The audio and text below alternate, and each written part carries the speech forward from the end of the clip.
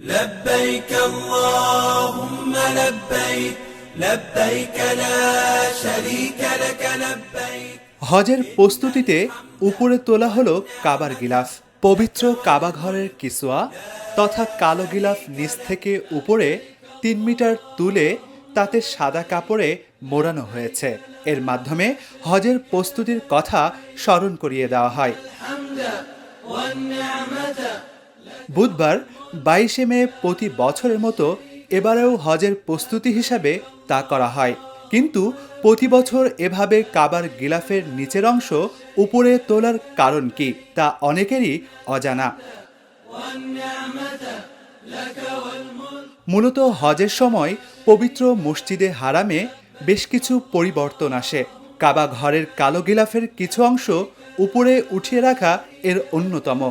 এর বদলে একটি সাদা কাপড় ঝুলিয়ে দেওয়া হয়। সেই কাপড়টি ২.৫ মিটার চওড়া এবং চারদিকে ৫৪ মিটার দীর্ঘ। কিসওয়াটি বেশ কয়েকটি পর্যায়ে উত্তোলন করা হয়। প্রথমে চারদিক থেকে কভারের নিচের অংশটি খুলে দেওয়া হয়, ফলে কোণগুলো আলাদা হয়ে যায়। তারপর নিচের দড়ি খুলে ফিক্সিং রিং থেকে সরিয়ে উপরের দিকে টেনে তোলা হয়। ইসলামের সূচনাকাল থেকে হজের সময় কাবার গিলাফ সুরক্ষায় এই রীতি চলে আসছে। অতীতে গিলাফের কিছু অংশ হাতের কাছে পেয়ে কিছু অংশ কেটে ফেলার ঘটনা ঘটে। অনেকে গিলাফকে নিজের উদ্দেশ্য পূরণের সহায়ক বস্তু বলে মনে করেন। অনেকে সেই কাপড়ে নিজের নাম লিখে স্বস্তি বোধ করেন, অথচ এসব কাজের সঙ্গে বাস্তবতার কোনো মিল নেই। তাই হাজিদের ভিড়ের মধ্যেও গিলাফ সুরক্ষিত রাখতে এই ব্যবস্থা নেওয়া হয়। আর খালি স্থানে সাদা কাপড় দিয়ে কাবাঘর মোড়ানো হয়। মূলত এর মাধ্যমে হজের সময় ঘনিয়ে আসার কথা স্মরণ করানো হয়। কাবার দেওয়ালের সাদা কাপড় হজের প্রস্তুতির জানান দেয়।